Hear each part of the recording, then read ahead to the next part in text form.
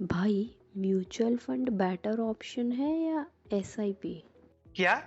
अरे, क्या इनकी तरह आप भी एसआईपी, एसडब्ल्यूपी, एक्सपेंस रेशियो जैसी भारी भरकम वर्ड समझ नहीं पाते? तो आज बात करते हैं म्यूचुअल फंड की ऐसी कुछ टर्मिनोलॉजीज के बारे में।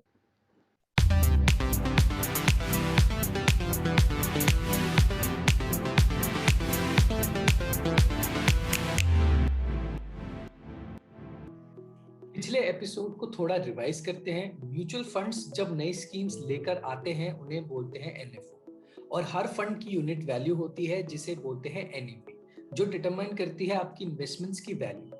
एक और चीज जो पूरा फंड इकट्ठा हुआ था हमें मैनेज करने के लिए, उसे बोलते हैं एयूएम, असेट अंडर मैनेजमेंट। हम सिंपली एनएवी को टोटल यूनिट से मल्टीप्लाई करके एयूएम निकाल सकते हैं। अब एक चीज है जो एनएवी को कम करती है, वो है म्यूचुअल फंड के खर्चे। जैसे आपको पता है, म्यूचुअल फंड में आप एएमसी की सर्विसेज ले रहे हो तो आपको पे तो करना पड़ेगा, क्योंकि उनको भी आगे कस्टोडियंस, आरटीएस, फंड मैनेजर्स को पे करना पड़ेगा, और एडवर्टाइजमेंट वगैरह के भी एक्सपेंसेस होते हैं।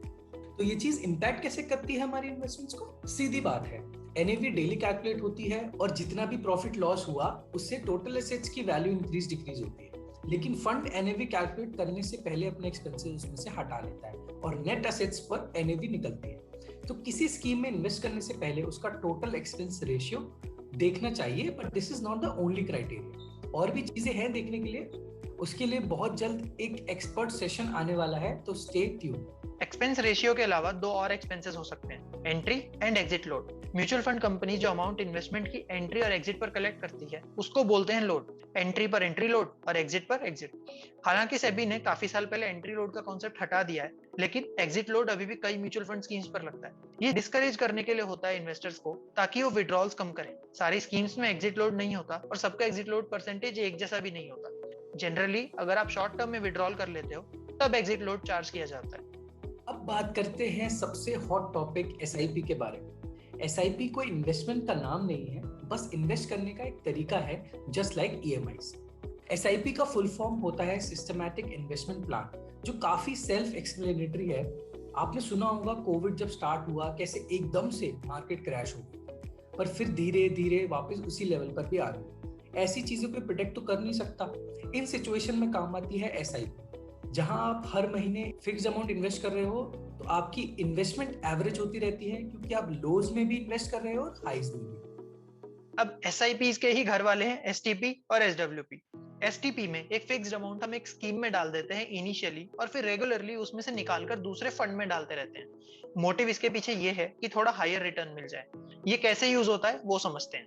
एसआईपी के केस में आपने फिक्स कर दिया कि एवरी मंथ 10th को आपके 5,000 रुपए किसी पर्टिकुलर इक्विटी फंड में इन्वेस्ट हो जाएंगे, लेकिन आपकी सैलरी 1 तारीख को क्रेडिट होती है। तो आप एक लिक्विड फंड में ही पैसा डाल देते हो और एसटीपी कर देते हो कि 10th को उसमें से 5,000 रुपए निकलकर आपके एसआईपी में चले जाएंगे। तो इससे होगा ये कि आपको पैसे पर सेविंग्स या एफडी से अच्छा रेट ऑफ इंटरेस्ट मिल जाएगा।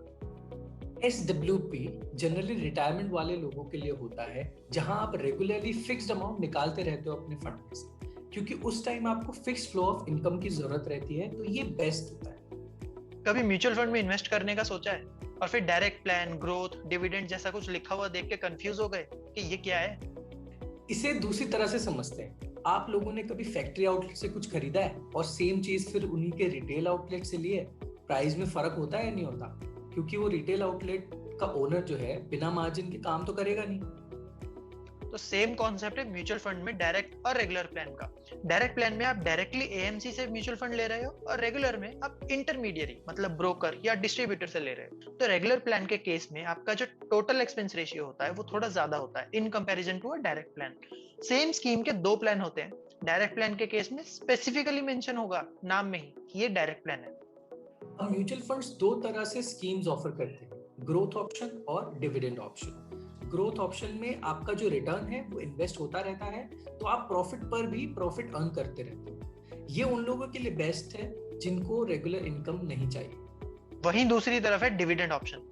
इसमें आपको रेगुलरली, लेट से एनुअली डिविडेंड पे होता है आपके रिटर्न्स में से। तो इसकी वजह से जब जब डिविडेंड पे होता है तब तब एनएवी भी डिक्रीज हो जाती है, क्योंकि आप फंड में से पैसा निकाल रहे हो। कई फंड्स डिविडेंड री इन्वेस्टमेंट भी ऑफर करते हैं, जहां पर जितना भी डिविडेंड होता है उसे फिर से फंड में री इन्वेस्ट कर दिया जाता है। अब नेक्स्ट एपिसोड में बात करेंगे टाइप्स ऑफ म्यूचुअल फंड्स, जैसे इक्विटी, डेट, इंडेक्स और बाकी अलग अलग स्कीम्स के बारे में। तब तक हमें फॉलो करो और इन छोटी सीरीज के साथ म्यूचुअल फंड्स के बारे में सीखते रहो। थैंक यू हमारी पॉडकास्ट को सुनने के लिए। हम आपको एक फाइनेंशियल गाइडेंस देना चाहते हैं ताकि आप कॉमन मनी मिस्टेक्स ना करें। ये कोई इन्वेस्टमेंट टिप्स नहीं है, और इन्वेस्टमेंट्स के साथ रिस्क भी इन्वॉल्व होते हैं, तो उनके बारे में समझ के ही कोई भी फाइनेंशियल डिसीजन ले।